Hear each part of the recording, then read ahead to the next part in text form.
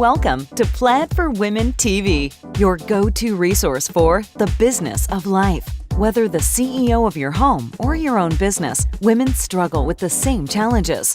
At Plaid TV, we discuss real-life issues affecting real women and offer solutions to help you achieve your goals, get connected, and be heard.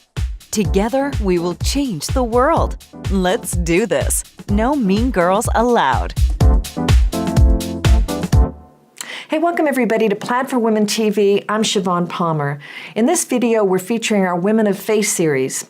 My guest today is Ms. Noor Saadeh. She is an American convert to Islam, amazing lady with fabulous information to share with us today about her faith. Noor, welcome. Welcome. Thanks very much, Siobhan. Appreciate it. So excited about this. We're very interested in educating our audience, and I know there's a lot of misperceptions about Islam. Too many. But before we go directly into explaining the religion, just give us some highlights about your own personal story, how you came to the faith, and where you were born. I was born in Appleton, Wisconsin, and started singing and performing professionally when I was a child. Just always was singing, and worked my way up to studying classical music in college, and found myself in New York City eventually, where everybody goes, and was singing with New York City Opera and in their education department, and made my debut at Carnegie Hall. Sang with New York City choral artists, New York Philharmonic, and some solo work, some non-solo work, but in the city that never sleeps. So that was a big accomplishment and something I loved very, very much. My life, even my religion at that time was my music. And always liked learning about different people, and was always a bit connected to God, but in sort of in a vague way. You know, I worshiped God through my music and grew up as a Christian. And walked into a coffee shop run by, unbeknownst to me at the time, an Egyptian. I was always interested in getting to know other people and started talking to him. And I thought, oh, cool, the Pharaoh and pyramids, tell me. And we got talking, and he said he was a Muslim. And I was a little bit embarrassed to tell him I didn't know anything about Islam. And I had sung many times as a choral singer at churches, different kinds of sects of Christianity, Judaism. And my friends were kind of dabbling in other theologies and isms like Buddhism and so forth. So I was on the sidelines viewing all this. Sure. And not really grasping one or another, but, believing in God. And I was fascinated, but embarrassed to tell him I didn't know anything about Islam. So he started to tell me, and I was fascinated because it wasn't at all what I expected. You had some preconceived notions. Yeah, very much so. Yeah. Like most Americans, you think it's perhaps a pagan deity, Allah is a pagan deity, and an Eastern religion which conjures up many gods. And it's the antithesis of that. It's the most monotheistic religion, and it's part of the Abrahamic trilogy, if you will, of Judaism, Christianity, and Islam, where we all, Jews, Christians, and Muslims, look at Abraham as sort of the grand patriarch of our religion. Okay, so let's start at the beginning, and I'm your layperson, non-Muslim layperson. So talk to me in ways we can grasp. But let's first start with the basic tenets of your religion, of Islam. Well, it's very monotheistic, as I said, probably the most monotheistic of all faith, in that the worship of one God. God is the creator and sustainer of the universe. And what drew me to Islam was the concept that it was one revelation from God, the same God. Everyone worships the same God. It was the same revelation passed down through pious men called prophets or messengers. And we have the same story of Adam and Eve, and Adam was close to God and knew everything about him, but subsequent generations fell away from God and from his original message. God would send a messenger to bring them back to the original revelation, to the original message of how to worship him. And this was passed along from Adam to Noah to Abraham, Moses, Jesus, and finally Muhammad. And this blows people away in America to hear this. Like, what? We have all this similarity. It seems so different. It seems we so always strange. focus on the differences, don't we? Yeah. So, well, let's talk about those differences, or maybe more importantly, the misperceptions that Westerners have about Islam. Well, the big perception is that we're terrorists. And I see where that's coming from because there's a lot of strife going on in the world and a lot of fighting. But if we look at actually the name Islam, and just a quick lesson in Arabic, Arabic words are made from a three-letter root verb. And you hear that sounds SLM if you listen to Islam, Salam, Muslim. You keep hearing this SLM combination. And it comes from the root word salama, which is peace or submission. As in submitting to God, you find peace. So the religion of Islam is submission to God and finding peace in that surrender. And then a Muslim, if you put mu in front of something, it becomes the person who does it or who does the is practice part of that. of. Yeah, so a Muslim, not a Muslim, or Yeah. we have so many different pronunciations, but the most correct is Islam and Muslim. Muslim. Okay. Yeah. Now you've got a very unique story, being that you're born in this country, as you Yeah. said. You grew up Christian. So when you converted to Islam, were you accepted just as much as if somebody who had been born into the faith? Sometimes you're kind of a celebrity when Really? an American embraces Islam. And I embraced it quite quickly and quite strongly. Once I read through the Quran, I was very convinced that I was onto something important and truthful. So I came in, and I was an older woman. I was about 36. I was not a child, and had already been very independent, living on my own and so forth, and traveling a lot, reading a lot. So I came in strongly, and initially the first community rather treated me like a celebrity.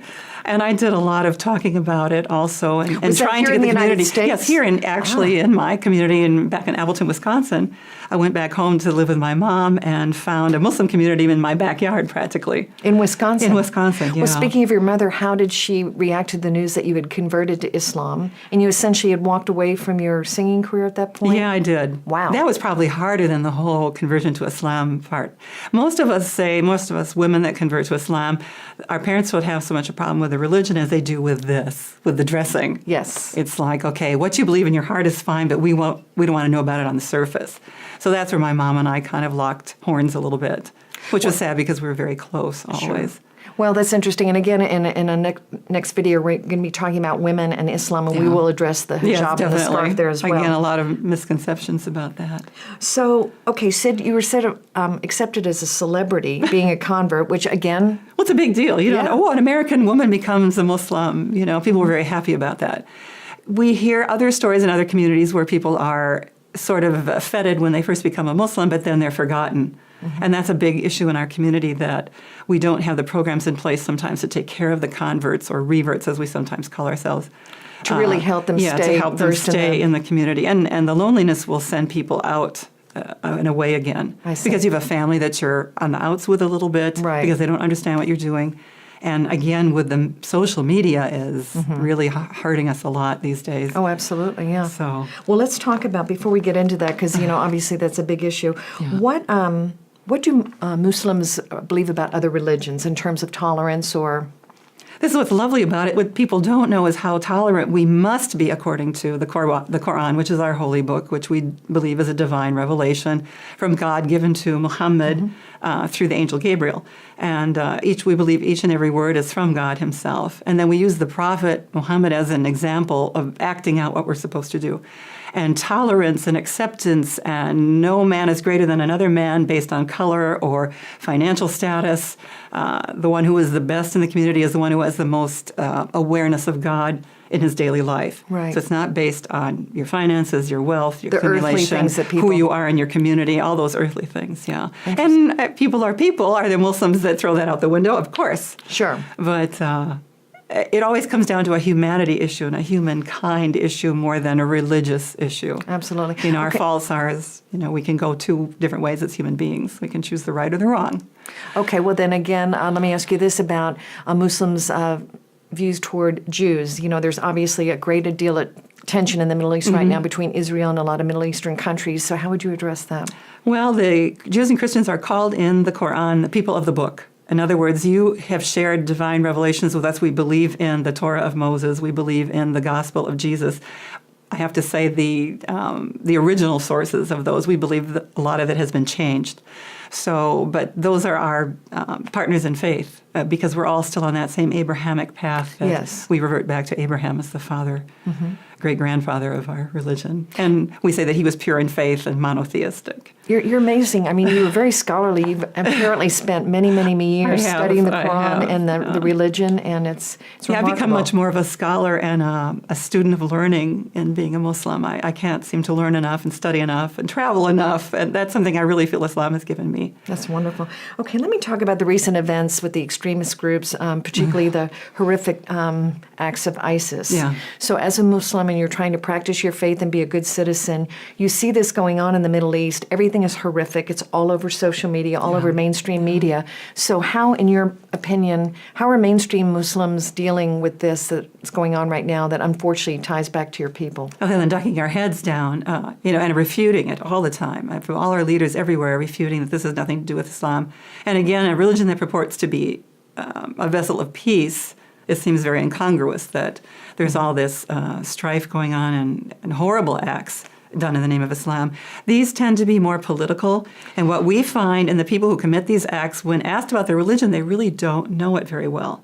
There's an excellent book on the market right now called Radical, about a young man who was of Pakistani origin who grew up in Britain, and he joined a radical element but really didn't know much about his religion. He was fighting more for himself as a Pakistani and then as a Muslim, and he ended up, unfortunately, spending some years in an Egyptian prison for promoting this group that he was part of.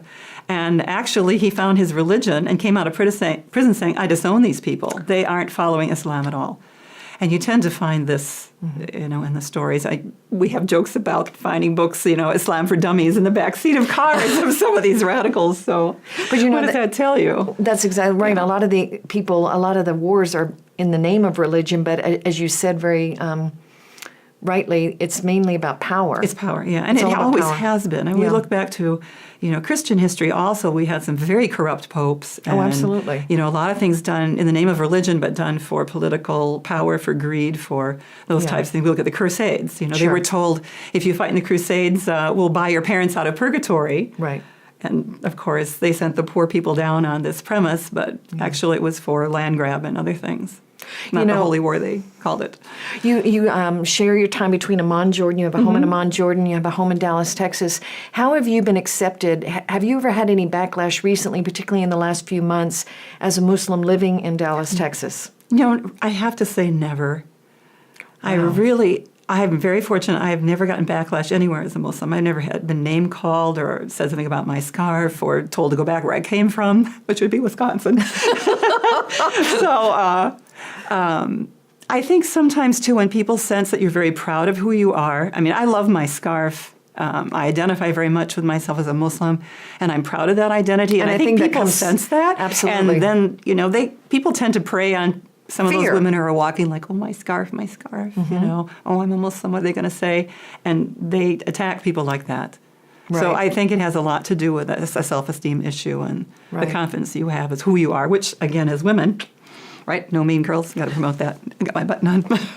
She's one of our. I really promote no mean girls because unfortunately we find it in religious groups big time too. My next blog. Some of the meanest behavior is done in religious. That's gonna be my next blog, I think. Absolutely. Yeah. Give me a high five. High five. All right. Okay. So now let's talk about Sharia law. Oh, okay. Again, misunderstood. A lot of completely. misperceptions about this. So would you explain very clearly to us the definition of Sharia law as it relates to Islam?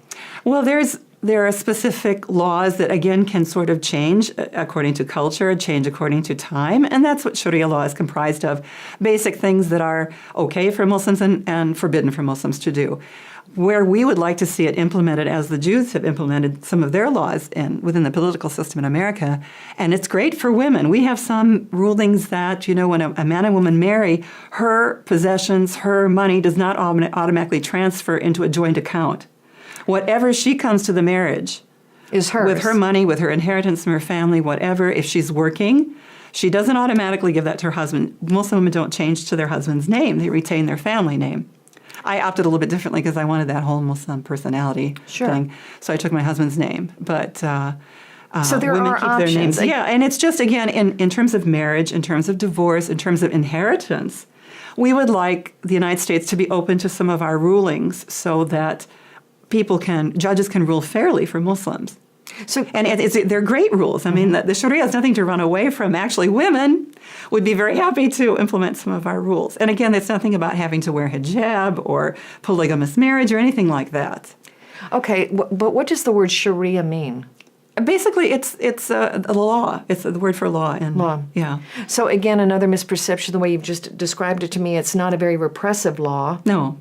Actually, for women, it's an awesome law. Okay. Yeah. But then I hear about reports in the Middle East about Sharia law where women are beaten if they don't, or their heads are uncovered, or they go out without a male escort. Yeah, this is where we have to talk culture versus Islam and how Islam is practiced in some places. Okay, so it varies from country it really to does. country. It can vary a lot. For example, Saudi Arabia seems very oppressive to me in certain areas, not certain cities, not the whole country, but and they dictate how a woman must dress, and there are some religious police that go on and enforce this. So this is not part of Islam at all. Right. So people take Islam and tweak it to their particular cultural. Yeah. Okay. And it can be tweaked. That's the beauty of it. There are some verses that are in the Quran that are literal and some that are metaphorical. And actually, the literal ones are the ones that the laws are based around to some extent.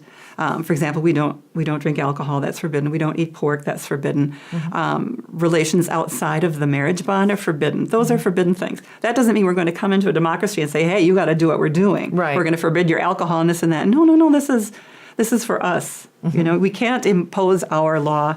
If it's not a Muslim nation, a nation that chooses to be Muslim, then we cannot impose any laws. We're just asking for a few addendums, that will help us in terms of those legal contracts like marriage and so forth. Gotcha. Yeah. Okay.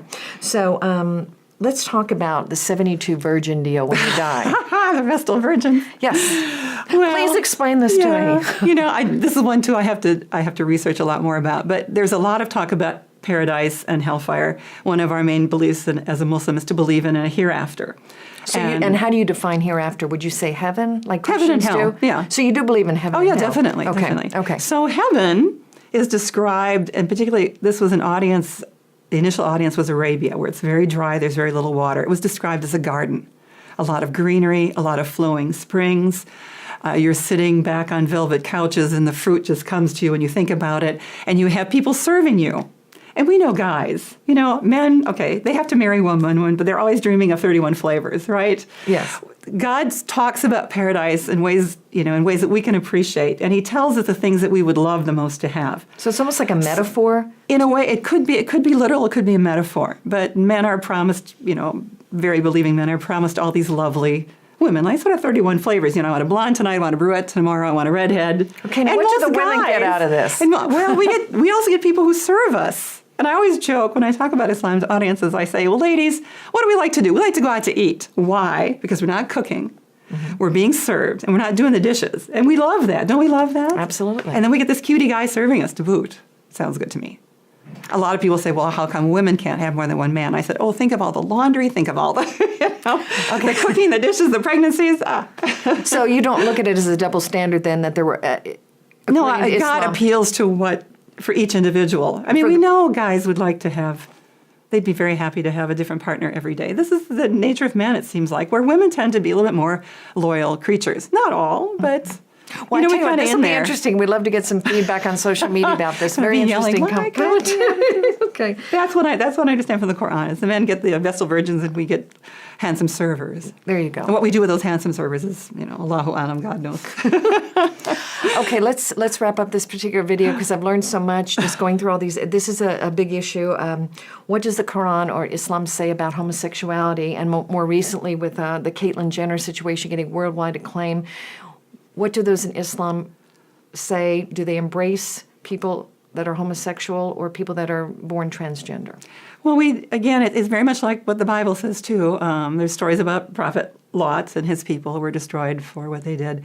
God condemns the action, but you don't condemn the person, There are a lot of verses in the Quran that say we have all kinds of inclinations from our lower natures, but what we're asked for is to...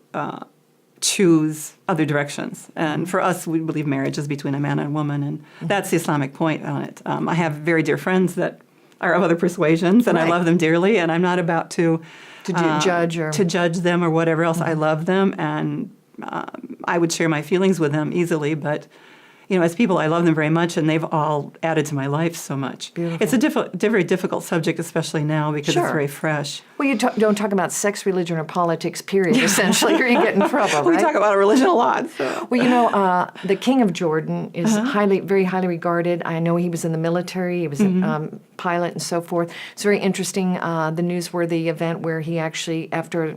the Jordanian pilot was savagely killed by ISIS, where he actually went out with his unit. Yeah. And He and his wife are very progressive people in the Middle East. Very quickly. He tamped it down, yeah. Well, I think it behooves the world to keep Jordan as a very safe place politically and to live in. It's a home of an awful lot of refugees. There's an enormous Syrian refugee community on the border between Syria and Jordan in the desert, and I think it's topped about 1 million people. Wow. Probably will become a permanent city eventually. Wow. And of course, we've had a Palestinian influx. There are more Palestinians in Jordan than Jordanians, and still some refugee camps of Palestinians. So it's been a home to refugees, the Iraqis and Libyans. All the Libyans came over after Gaddafi for health care. It's an open society and somewhat Western, but again, you feel Islam there very strongly. Sure. Particularly in the month of Ramadan that we're just finishing.